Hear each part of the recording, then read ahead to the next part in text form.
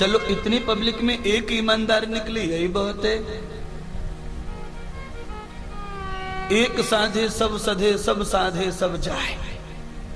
हम तो ये कहते हैं कि हमने इतनी मेहनत करके इतने हजार लोगों को कथा में शामिल किया है, इसमें से एक भी ईमानदार हो गया तो भी हमारी कथा, हमारा ब्रज, हमारा तीर्थ सफल है। एक सुधरा तो कितने सुधर जाएंगे। हमने अकेले ने हजारों लाखों लोगों की दारू, शराब, मांस क्या क्या छुड़ा दिया। कितने लोगों को ब्राह्मण बना लिया, साधु सज्जन कर लिया। कितने लोगों को जिंदगी का व्यवहार, जिंदगी का आनंद मिलवाया। कितने लोगों को प्रभु का दर्शन, प्रभु के गुण, प्रभु का स्वभाव समझा दिया। कितने लोग उसे समझकर आनंद का जीवन जी रहे हैं। एक कथा में एक व्यक्ति सुधरे तो हमारी तो महीने में 3 कथा होती हैं, 3 व्यक्ति सुधर जाएंगे तो साल में हम कितने व्यक्तियों को कम से कम सुधार लेंगे। ध्यान करो, पूरी सृष्टि का अंधेरा मिटाने के लिए एक ही सूर्य उगता है। पूरी सृष्टि में एक ही चंद्रमा चांदनी डालता है और पूरी सृष्टि में एक पृथ्वी पर सारा बोझ। और किसी साधु ने अपनी जिम्मेदारी समझ ली समाज को सुधारने की, तो फिर एक साधु ही समाज के लिए बहुत हो जाता है। पर वो अपनी जिम्मेदारी समझकर धर्म कर्म करे। पैसे के लिए, नाम के लिए, पद के लिए, कीर्ति के लिए अगर कोई ऐसा साधु रूप धारण करके पाखंड करता है तो चाहे वो जीवन में लाखों कथाएं कह ले पर व्यक्ति और समाज को नहीं सुधार सकता। क्योंकि दुनिया में व्यापार से लोग बिगड़ते ही, सुधरते नहीं, ये सब आप जानते हैं। आप कोई भी व्यापार कर लीजिए, उसमें सुधार नाम की चीज ही नहीं है। क्योंकि व्यापार में सुधार आया तो कंपनी घाटे में जाएगी, फायदे में आ ही सकती नहीं है। अब चाहे व्यापार कथा का हो, व्यापार विद्या का हो, व्यापार प्रवचन का हो, व्यापार तुम्हारी सुंदरता का हो, कहीं भी समझ चले जाओ, व्यापार जिस चीज का है उसमें तुम्हें घाटा ही पड़ेगा।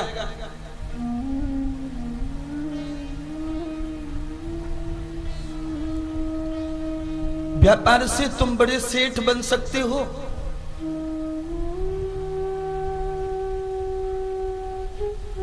पर सुधार की बात छोड़ दो। सुधार किससे होता है वो भी ले लीजिए। तुलसीदास जी कहते हैं, सठ सुधरत सत्संग पाई, सठ सुधरत सत्संगत पाई, पारस परस कुधात सुहाई। सठ, सठ उसे कहते हैं जो किसी की न सुने, किसी की न माने, अपने ही घुसेड़े।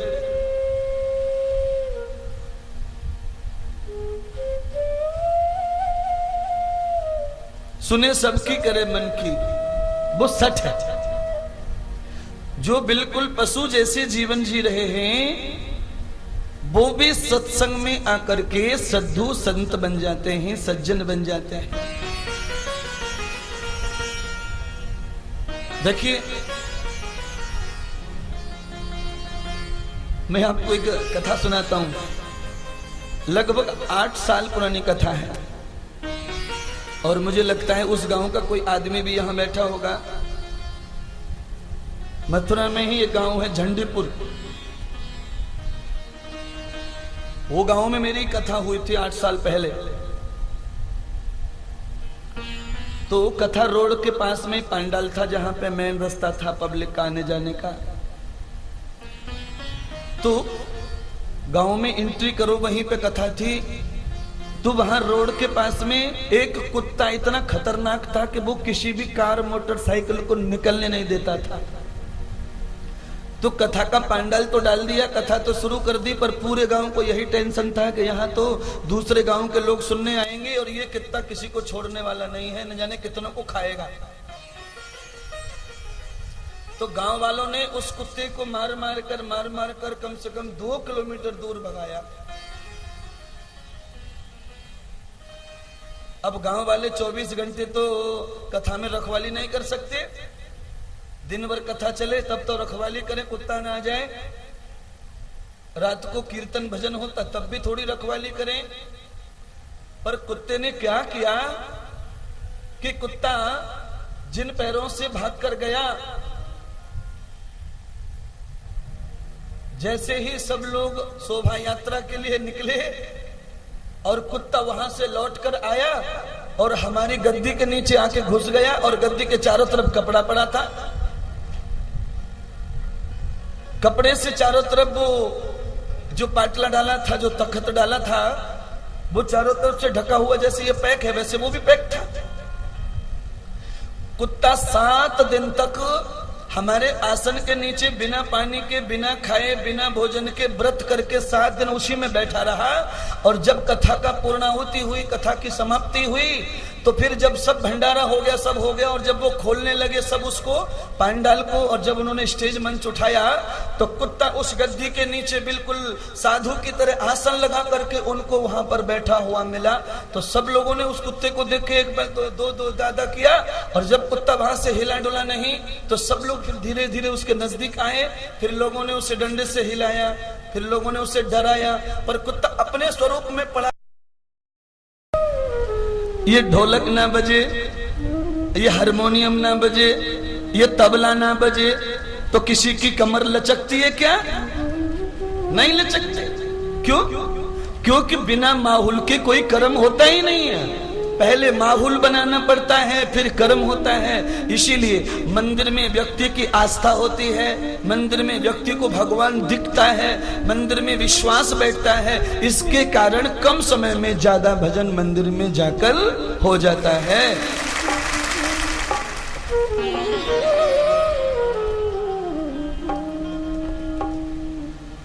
भगवान के लिए खाना पीना सोना कमाना छोड़ देगा जो, भगवान उसके लिए मथुरा से गोकुल में चले आएंगे।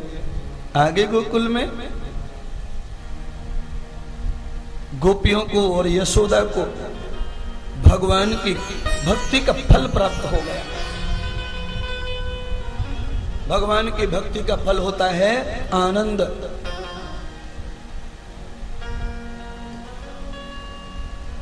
भगवान की भक्ति से आनंद का दर्शन होता है।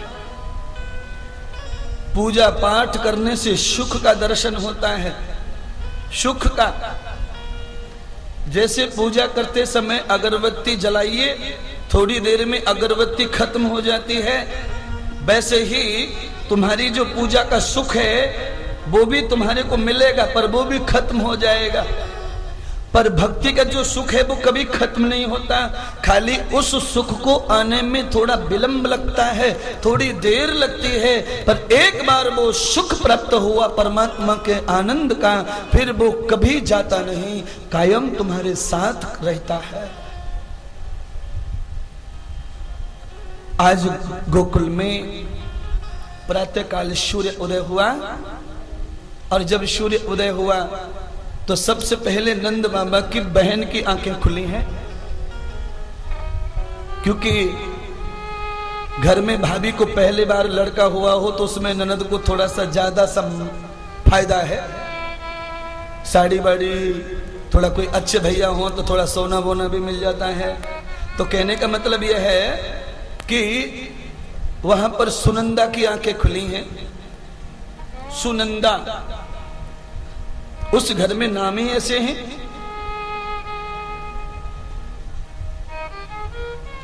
नंद की बहन सुनंदा की आंखें खुली, उसने देखा नजारा कि पालने में एक छोटा बच्चा पड़ा है और हंस रहा है। सुनंदा भी बड़ी चतुरी, सुनंदा ने भाभी को टेलीफोन नहीं किया, भैया को किया, क्योंकि भाभी तो नंद से पहले से ही कटी हुई रहती है।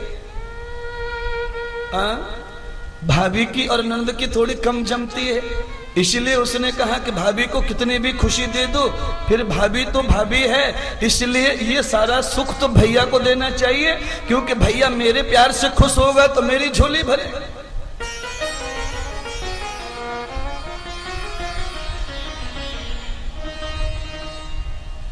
भाभी चाहे कोई कितनी भी बदमाश हो, पर भैया का दिल बहन पर जरूर रहता है। तो सुनंदा दौड़कर गौशाला में गई है और ब्रह्म मुहूर्त है, 4 बजने के बाद जैसे जैसे प्रभात निकल रहा है, जाकर के जोर से चिल्लाई है, भैया ओ भैया, घर में लाला को जन्म भयो है, भैया घर में लाला को जन्म भयो है।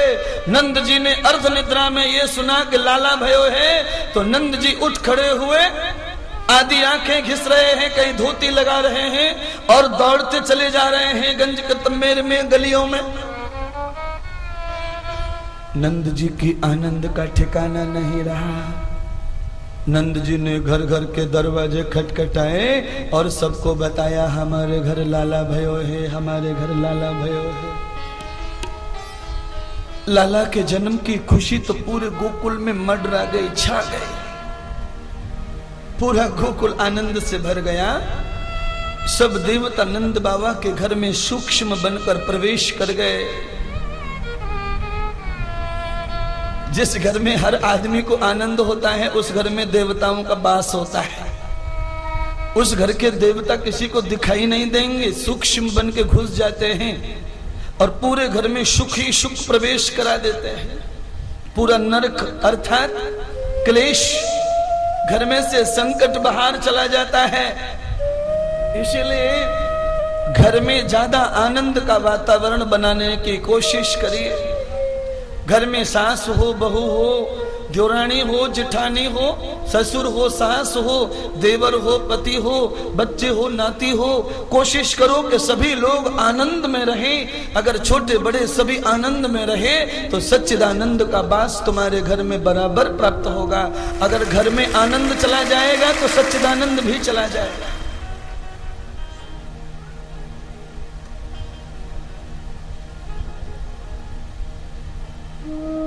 पूरे गांव की गोपियां, ग्वाल वाल, ब्राह्मण, साधु, जो भी गोकुल के नजदीक रहते, सब वहां पर विराजमान हुए। सबने कन्हैया जी को देखा और कन्हैया जी को देख करके सब के सब मैया यशोदा जी को बधाइयां बांटने लगे। सब नंद बाबा हिसाब लिख रहे हैं, कौन हमारे लाला को क्या भेंट कर रहा है। तो आप ध्यान करिए, तुम्हारा बेटा पैदा हुआ है, किसी ने 100 रुपए का ड्रेस दिया है तो 500 रुपए का वापस करना चाहिए, तब जाके रिश्ता चलता है। तो नंद जी को देखा, नंद जी जो नंद जी के बच्चे के लिए, लाला के लिए दे रहे खिलौना, कपड़े, सोना, नंद जी उससे कई गुना ज्यादा वापस दे रहे हैं। किसी की बीवी दे के जाती है तो नंद जी उसके पति को बहुत सारे कपड़े, सोना दान कर देते हैं। तो वहां पर बधाई का वितरण हो रहा है और बधाइयों के वितरण के साथ में सब गोपियां नंद बाबा के महल में यशोदा को लेकर आनंद में झूम रही हैं और बधाइयों के गीत गा रही हैं। एक छोटा सा बधाई का गीत गोपियों ने गाया, वो भागवत के साथ में गा करके लाला की प्रशंसा करें, मैया को आनंद दे रही है। बाजे बाजे बाजे बाजे बाजे बाजे बाजे बाजे बाजे बाजे रे बधाई मैया तेरे अंगना, बाजे बाजे रे बधाई मैया तेरे अंगना, बाजे बाजे रे बधाई मैया तेरे अंगना, बाजे बाजे रे बधाई मैया तेरे अंगना। 8-10 गोपियां खड़ी होके बधाई के साथ में नंद यशोदा को नृत्य करा रहे हैं।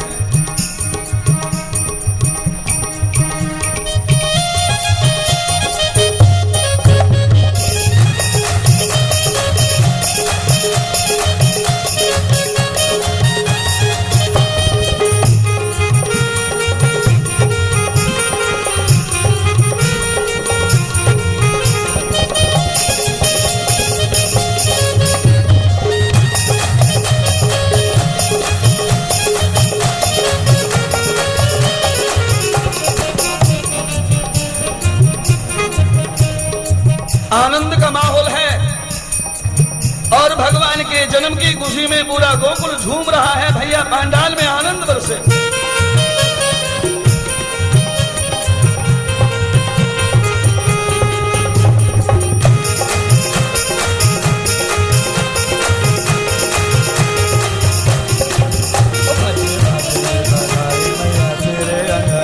बाजे बाजे रे बधाई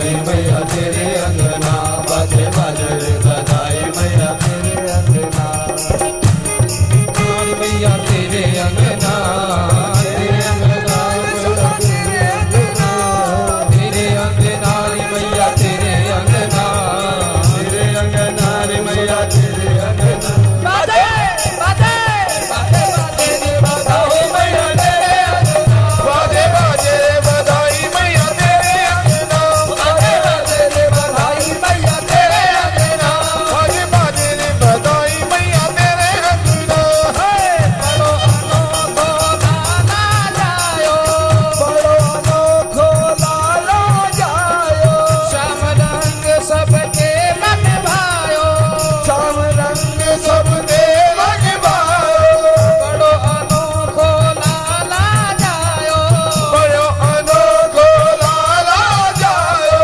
श्याम रंग सबके मन भायो, श्याम रंग सबके मन भायो, गोपी उठ कर नाचन लागी, गोपी उठ कर नाचन लागी, गोपी उठ कर नाचन लागी, गोपी उठ कर नाचन लागी, तेरे अंगना मैया तेरे अंगना, अंगना यशोदा तेरे अंगना, बाजे बाजे बाजे बाजे बाजे री बधाई मैया तेरे अंगना, बाजे बाजे री बधाई मैया तेरे अंगना, बाजे बाजे री बधाई मैया तेरे अंगना, बाजे बाजे री बधाई मैया तेरे अंगना,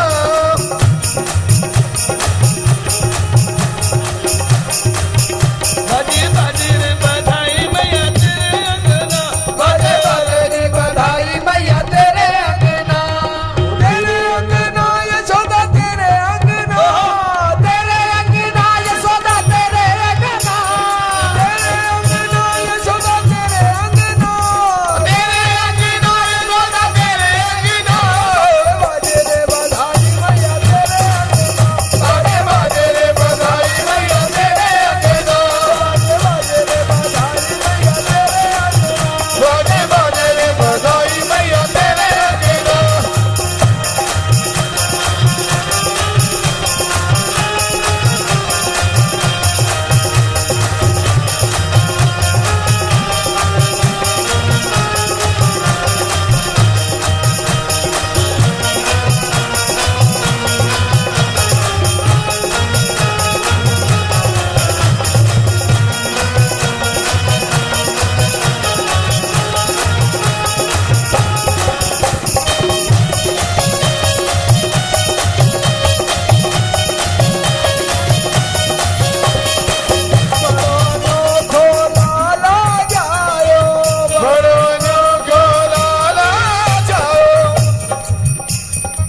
हाथ ऊपर करके लाला के आनंद में जाना है, झूम कर हाथ ऊपर और ताली बजा के आनंद डबल होता है, डबल।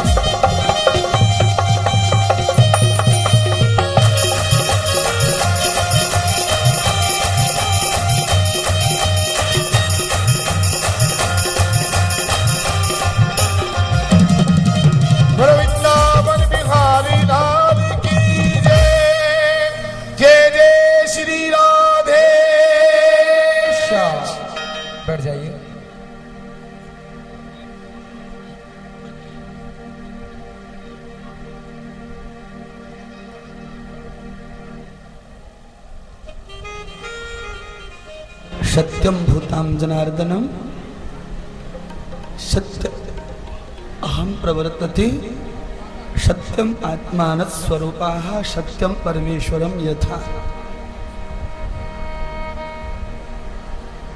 सत्य प्रेम का रूप है, सत्य परमात्मा का रूप है, सत्य आत्मा का स्वभाव है।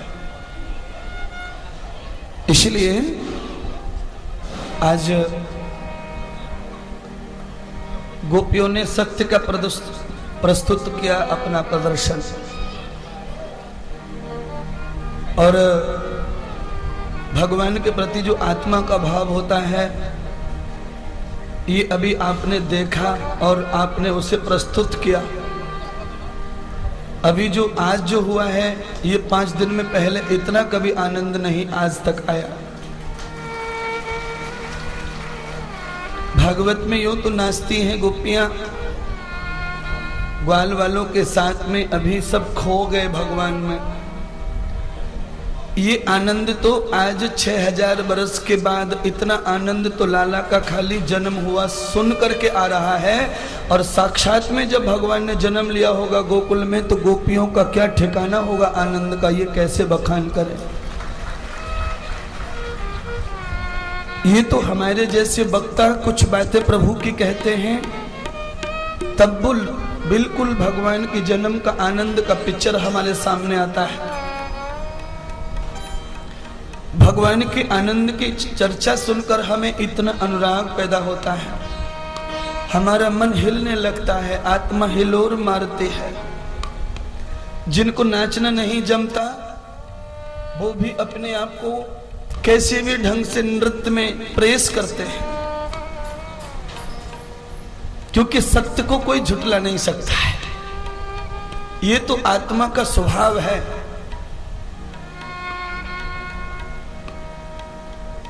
किसी भी चीज पे पानी डालो वो गीली हो ही जाएगी, क्योंकि वो पानी का स्वभाव ही है।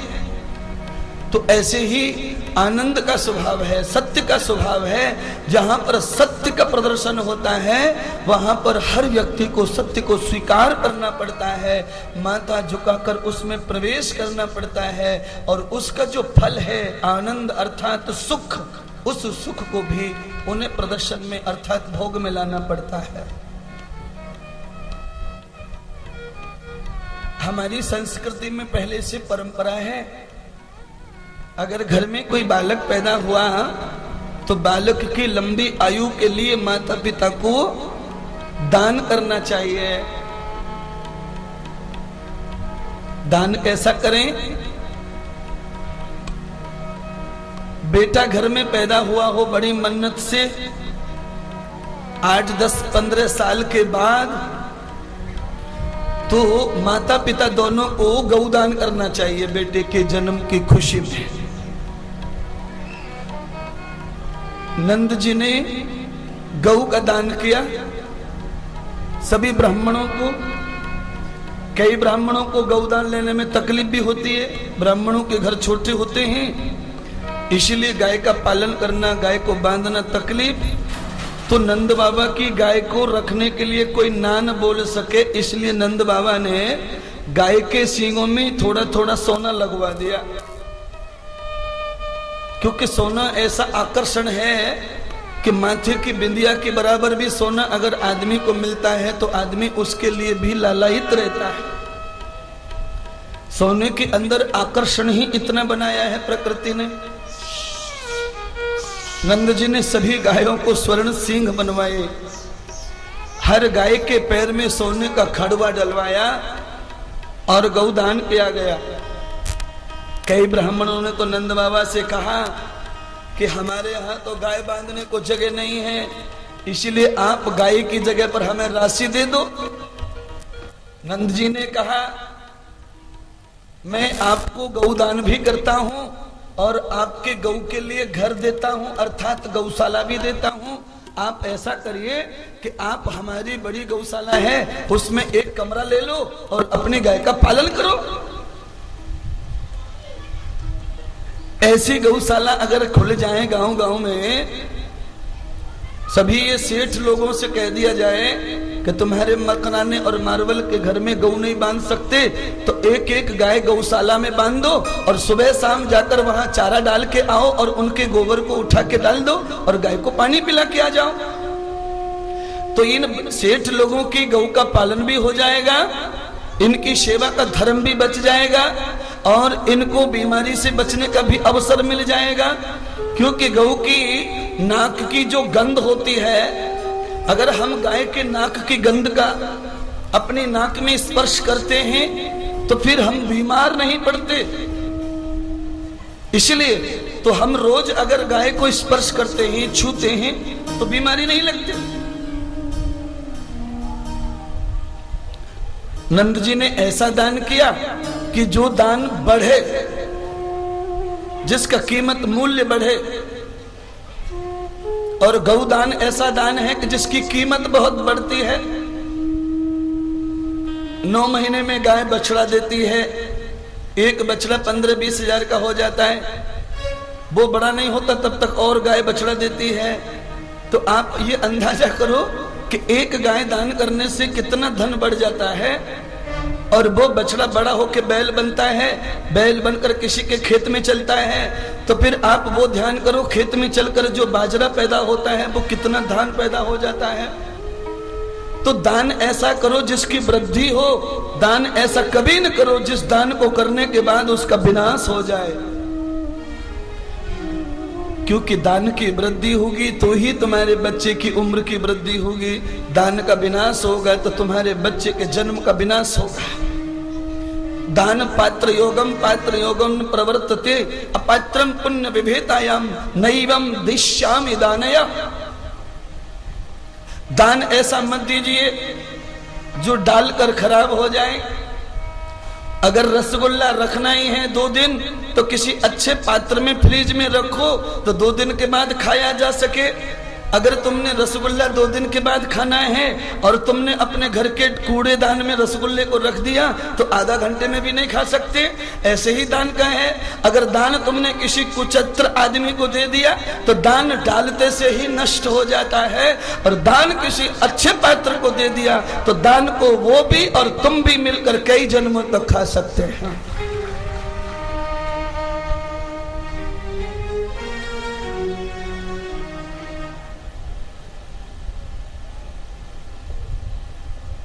एक दिन निकला, 2 दिन निकले, 3 दिन निकले, 4 दिन हो गए।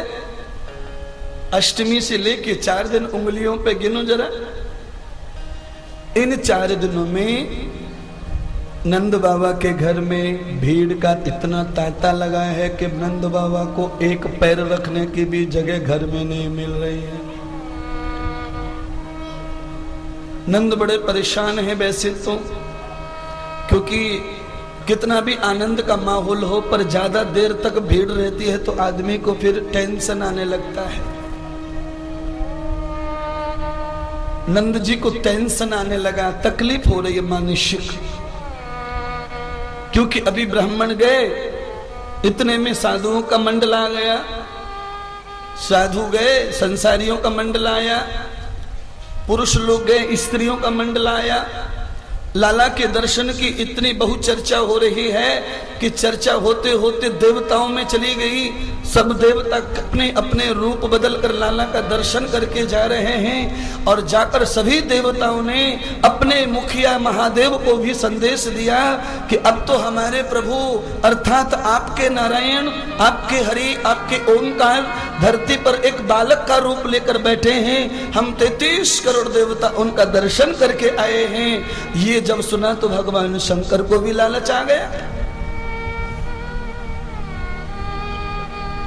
अभी हमारे महाराष्ट्र के लोग ये कथा सुन के जाएंगे वृंदावन से तो अपने घर में जाकर लोगों से बातें करेंगे, अपने पड़ोसियों से करेंगे। इनसे मिलने के लिए कोई आएंगे, उनसे बताएंगे। 10 दिन में 8 दिन में जो जो यहाँ हुआ है वो सब बताएंगे। तो मुझे ऐसा लगता है कि यहाँ से जो भी वापस जाएगा, चाहे उसका कोई नुकसान हो गया है यहाँ, फिर भी अपने घर जाकर वृंदावन की और कथा की प्रशंसा करेगा, जिससे कि अगली वर्ष और 10 गुनी भीड़ ज्यादा आएगी कथा। क्योंकि जब देवता लोग भगवान का दर्शन करके गए तो भगवान शंकर के पास जाकर के लंबी चौड़ी प्रशंसा। भगवान बालक बन के इतने सुंदर लगते हैं कि 4 हाथों में भी इतने सुंदर नहीं लगते। बैकुंठ के सिंहासन पर जब विष्णु बैठते हैं वो सुंदरता नहीं अच्छी है, अब सुंदरता तो वहां लाला के रूप में अच्छी है। भगवान शंकर तो बीतरागी हैं, वो तो ओमकार का अर्थात निराकार का ध्यान करते हैं, पर कृष्ण जैसी सुंदरता को देखकर निराकार को मानने वाले भी साकार में परिवर्तन हो जाते हैं। बोलो बाल कृष्ण भगवान की जय हो। साकार का जो सहज भक्ति है, साकार सहज मिलन है। निराकार की भक्ति बड़ी कठिन है। निराकार में तो आदमी को नियम पालते पालते ही 10 जन्म निकल जाएंगे तब तो नियम पलेगा। साकार में कोई नियम ही नहीं।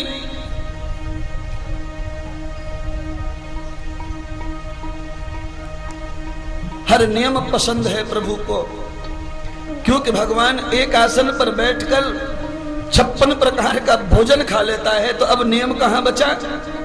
उसी में खीर है, उसी में रायता, और विज्ञान साइंस कहता है कि दूध और दही का मिलन किया तो वो बीमार करता है, पर भगवान तो खीर रायता दोनों खा लेते एक साथ। इसीलिए साकार में भगवान ने आदमी के लिए नियम बहुत छोटे कर दिए।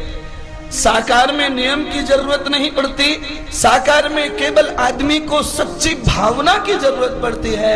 निराकार में भावना से काम नहीं चलता, निराकार में आदमी के नियम से काम चलता है, क्योंकि निराकार तो बहुत बड़ा विज्ञान है, साकार विज्ञान नहीं। साकार तो भावना और श्रद्धा का स्थान है। तुम्हारी भावना पीपल पर बैठ गई है तो फिर वो तुम्हारे लिए सबसे बड़ा देवता बन जाता है। अगर हम विज्ञान में जाएं तो पीपल देवता नहीं है, वो एक जड़ तत्व है। वैसे तो निराकार के रूप में पीपल में भी भगवान बैठा है।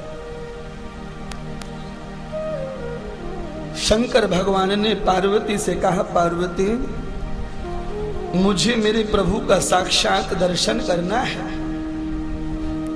ज्ञानी लोग कहते हैं निराकार की भक्ति का फल ही साकार दर्शन है।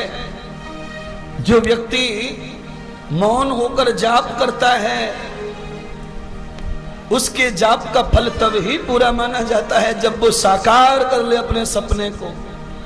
जब तक उसका सपना, उसने उठाया हुआ संकल्प साकार नहीं होता, उसका रूप दर्शन नहीं होता, तब तक उसकी भक्ति जो है खाली मानी जाती है, अधूरी मानी जाती है। मंजिल लगे हाथ में तो ही व्यक्ति सफर को तय पूरा कर पाता है। इसलिए निराकार भक्ति तो योगियों की है। हम और आप तो भोले भाले झूठे सच्चे लोग हैं, इसलिए निराकार में गए तो समय लंबा लग जाएगा सुधरने में, और साकार में गए तो ज्यादा सुधरने की जरूरत नहीं है। तमाकू भी खाते रहो और बांके बिहारी के मंदिर में आरती भी करते रहो, दोनों साथ में चलता है। अभी लोग कहते होंगे तो तमाकू के पीछे पड़ा है 4 दिन से। भाई सन्यासी हूं, अगर ऐसा ही ब्राह्मण होता कथाकार तो मैं नहीं ज्यादा पीछे पड़ता, पर सन्यासी का धर्म है कि देश में से पूरी बुराई को खत्म करने की कोशिश करे, चाहे शब्द कितना भी कठिन क्यों न कहना पड़े। जब तक प्राणी में से खुद की बुराई नहीं निकलेगी तब तक वो देश के बारे में अच्छा सोच ही सकता नहीं है। अच्छा बताइए, एक आदमी रात को रोज पी के सोता है, वो आदमी देश के लिए क्या कर सकता है?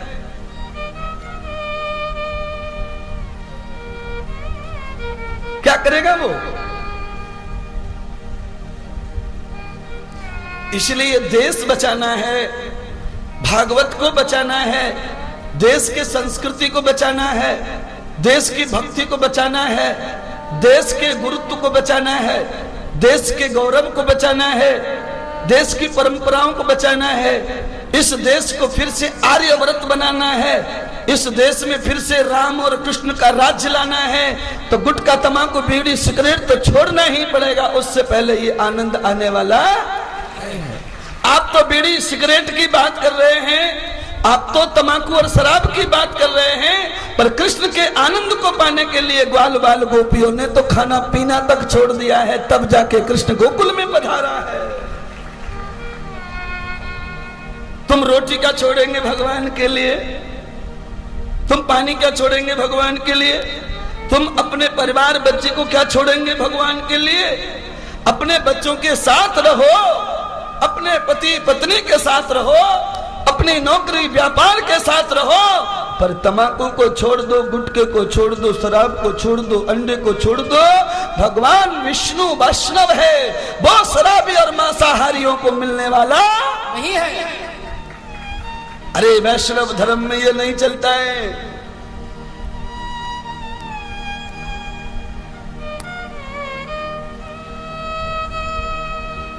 दो तीन लोगों को बात अच्छी लगी, हाथ ऊपर कर दिया है, हम नहीं खाएंगे कल से। चलिए, हमारी बहन अभी एक अकेली थी, अभी उनके साथ में दो तीन लोग ईमानदार हो गए, अपनी बुराई को कबूल करके उसे त्यागने की भावना रखते हैं। आवृत्ति प्रवक्त भूतानां वाक्चिष्ट मनोभूतम आचरण आचरत अचभूतम तदभूतम आत्मानम। शब्द जब हमारे अनुकूल होता है तो अंदर जो सत्य रूप आत्मा है वो अपने हित के शब्द को बराबर सुनती है और वहां से प्रेरणा करती है मन को, हे निकम्बे, हे बुद्धि निकम्बी, ये शब्द मेरे लिए है, इसको अंदर आने दे, बीच में बाधा मत डाल। तुम्हारे लिए जो शब्द अनुकूल होता है तुम उसे कितना भी रोको वो रुकेगा नहीं, वो तो आत्मा के अंदर जाएगा और आत्मा को आनंद का दर्शन कराएगा, सुख का दर्शन कराएगा। क्यों? आत्मा सत्य है, ऐसे शब्द भी सत्य होता है। आत्मा का विनाश कभी नहीं होता तो शब्द का विनाश भी कभी नहीं होता, शब्द भी कभी नहीं मरता है। जो चीज आंखों से नहीं दिखे वो कभी मर नहीं सकती है। आत्मा आंख से नहीं दिखता, शब्द भी आंख से नहीं दिखता और भगवान भी आंख से नहीं दिखता, इसीलिए इन तीनों का विनाश नहीं होता।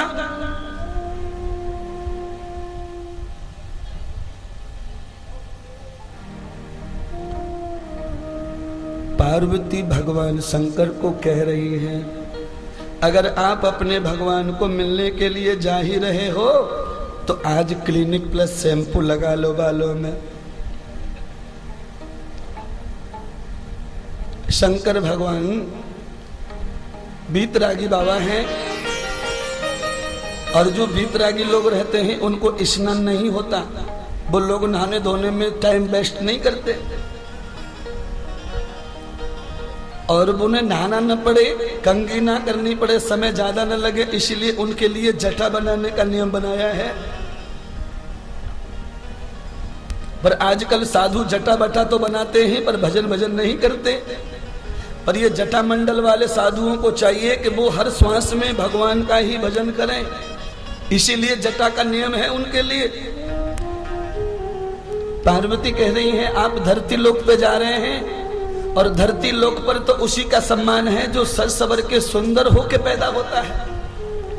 तुम्हारे जो भगवान हैं वो सुंदर पैदा हुए, इसीलिए लोग दुनिया उन पे मर रही है और तुम ऐसे चले जाओगे बिना क्रीम पाउडर के तो दुनिया तुम्हारी तरफ देखेगी भी नहीं। क्रीम पाउडर तो ये पहले से ही है, पर फर्क इतना है कि पहले आयुर्वेद का होता था।